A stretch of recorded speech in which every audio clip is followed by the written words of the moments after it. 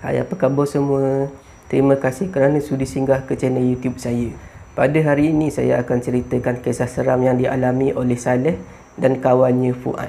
Kejadian ini berlaku apabila Saleh dan Fuad dalam perjalanan pulang ke rumah sewa mereka daripada kolej. Let's go.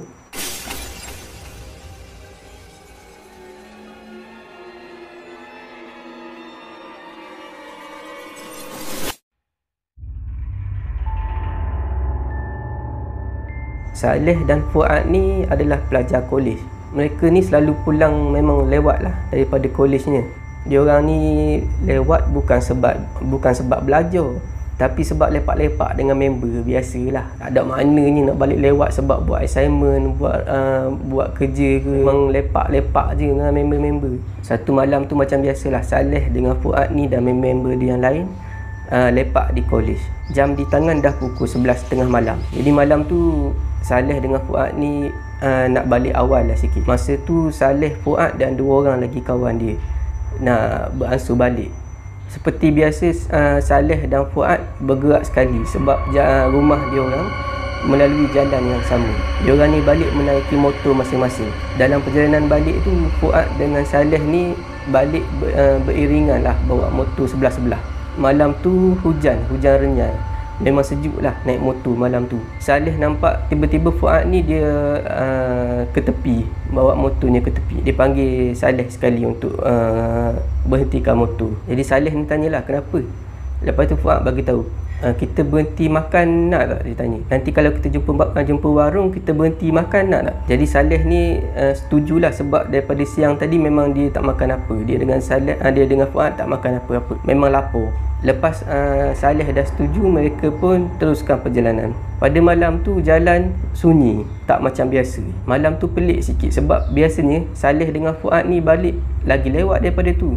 Biasa dia orang balik 12.30, pukul 1 baru balik. Tapi ada je kenderaan. Tapi malam tu dia orang bergerak awal, tak ada pula kenderaan. Jalan tu sunyi je. Tiba-tiba sekali lagi Fuad berhentikan kenderaannya ke tepi jalan. Saleh pun ikutlah berhenti sekali tepi jalan. Saleh ni tanya kenapa pula.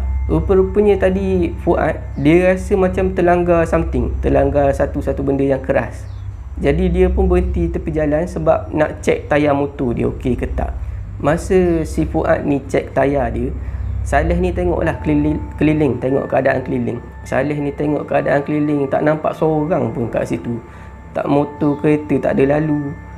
Seorang manusia pun tak nampak dekat kawasan tu. Mereka berdua je ada kat situ. Lepas Fuad ni periksa tayar motor dia, okey semua, tak ada apa.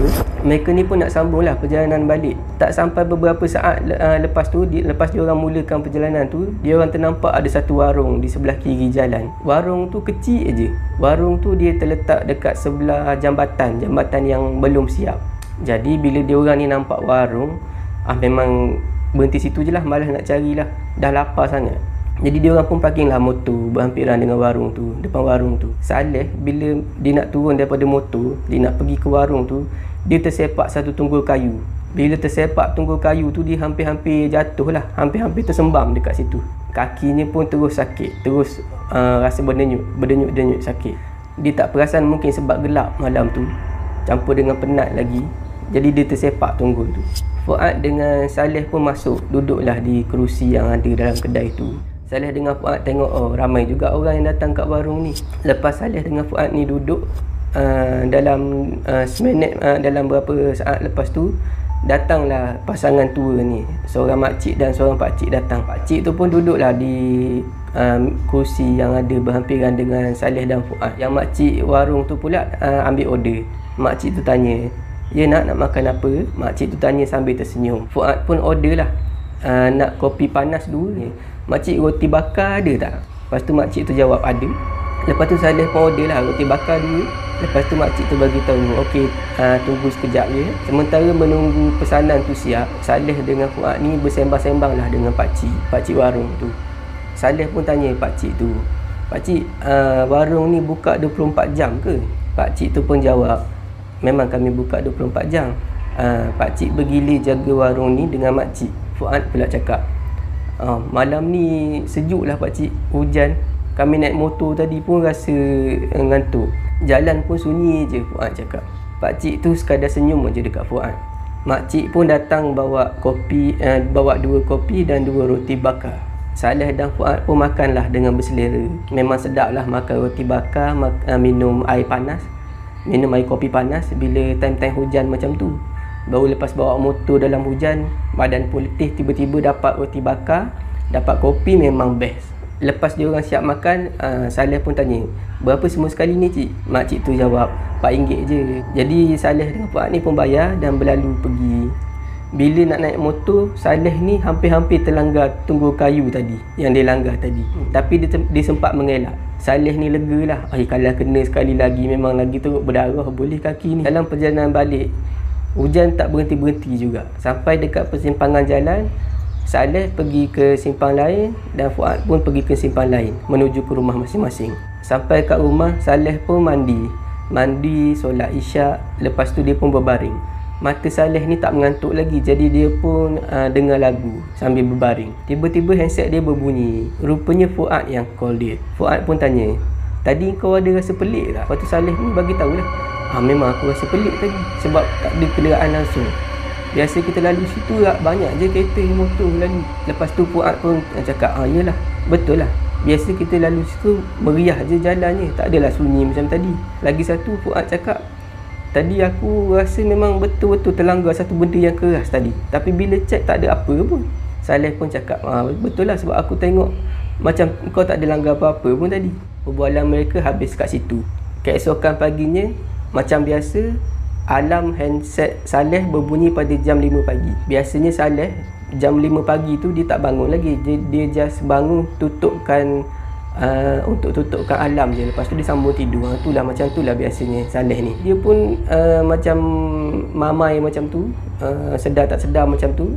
Dia pun nak tutup alarm dia ni. Dalam keadaan dia sedar tak sedar tu, dia ternampak dekat hujung bucu bilik dia, nampak ada 2 lembaga manusia berdiri tercegat dekat penjuru bilik dia. Dia nampak lembaga tu macam dia kenal, macam dia pernah tengok. Nampak rupa macam pakcik dan makcik dekat warung semalam. Tapi kali ni dia tengok pakcik dan makcik ni keadaannya pucat dan tak ada senyum, tak ada apa. Muka dia macam kaku je. Saleh ni dalam keadaan macam tu, dia pun tertidur balik. Saleh tersedar bila azan subuh berkumandang. Jam menunjukkan pukul 7 pagi. Saleh ni bersiap-siap untuk pergi ke kolej. Saleh masih teringat peristiwa pagi tadi, jam 5 pagi tadi. Jadi dia pun rasa tak sedap hati. Dia bercadang nak lalu dekat jalan yang dia orang pergi warung tu semalam. Sebab dia nampak lembaga tu dalam bilik. Jadi dia rasa tak sedap hati, dia nak pergi cek betul ke ada warung dekat situ. Saleh ni dah ingat dah dia punya landmark dia. Landmark warung tu dia dekat dia belah kiri jalan. Lepas tu ada jambatan yang belum siap, dia ingat lah. Dan juga ada tunggul kayu yang dia sepak semalam, yang dia tersepak semalam. Saleh pun mulalah bawa motor dia pergi ke jalan tu, ke tempat tu. Lepas dia bawa motor lalu jalan yang dia nak pergi tu, dia dah nampak daripada jauh jambatan yang belum siap tu. Dia pun berhentilah dekat tepi jalan. Dia pun tengok dekat mana dia berhenti semalam dengan Fuad. Tiba-tiba dia nampaklah tunggul kayu yang dia tersepak semalam tu. Fuad ni yakin dekat situlah warung tu ada semalam, tempat dia makan dengan Fuad. Tapi Saleh terkejut sebab dekat situ tak ada warung. Tapak warung tu dah jadi kebun yang lama, yang kosong. Kebun tu dipenuhi dengan semak samun, lalang yang tinggi. Dan bila dia tengok ke dalam, jauh ke dalam kebun tu, ada satu rumah buruk. Rumah tu dah buruk, memang cukup buruk. Dindingnya pun sebahagian dah runtuh, tingkap dengan pintu pun tak ada, terlopong macam tu. Atapnya pun sebahagian dah runtuh. Dia tengok ada rumah buruk dalam tu. Lepas tu dia terperasan dalam rumah tu seakan-akan ada seorang wanita sedang melambai dekat dia dengan pakaian lusuh dan rambut panjang menutupi muka. Bila dah Saleh tengok keadaan macam tu, Saleh pun menggelabah lah. Start motor terus belah, terus pergi dari situ. Saleh naik motor ni dalam keadaan jiwa kacau lah, kata orang. Jadi dia pun nak tenangkan diri. Dia nampak ada gerai jual nasi lemak pagi tu. Kebetulan dia pun belum makan lagi, jadi dia pun berhenti. Dalam masa yang sama, dia pun cuba tenangkan diri. Dia pergi ke gerai nasi lemak tu, dia cakap lah, Kak nak nasi lemak satu. Lepas tu masa kak yang jual nasi lemak tu siapkan dia punya nasi lemak tu, dia pun berborak lah dengan kak tu. Kak, dekat sini ramai tak? Malam ramai orang tak dekat sini? Kak tu pun jawab lah, ramai kat sini, berhenti malam-malam. Budak-budak muda selalu lepak kat sini, budak-budak motor. Lepas tu kak tu tanya, kenapa dek tanya? Lepas tu Saleh ni pun ceritalah apa yang jadi semalam. Kak ni pun ceritalah, memang betul dekat situ dulu ada warung, tapi dah lama dulu. Lepas tu kak tu cerita, dulu warung tu ada terkena satu aksiden, satu kemalangan. Ada sebuah lori trailer, lori yang besar terbabas dan rempuh warung tu. Kedua-dua pemilik warung tu meninggal di tempat kejadian. Pemilik warung tu adalah pasangan tua yang duduk di situ dan rumahnya memang ada dalam kawasan tu. Lepas tu kak tu cakap rumah yang ada dekat dalam kebun kosong tu, itulah rumah pasangan yang terbunuh tu. Tokek kedai tu, tokek warung. Lepas dengar cerita tu, Saleh pun tercengang lah. Bulu romanya pun meremang habis. Daripada cerita tu memang sah lah. Yang ditengok pagi tu bukan mimpi dia, memang betul ada benda mengikut dia daripada semalam. Setakat itu saja video saya pada kali ini. Saya berharap anda semua terhibur. Jika anda suka video saya, jangan lupa subscribe dan like dan share video saya. Dan jangan lupa tekan butang loceng untuk mendapatkan notifikasi video saya seterusnya. Janganlah kita takut kepada makhluk, tetapi takutlah kepada pencipta sekalian makhluk. Jumpa lagi.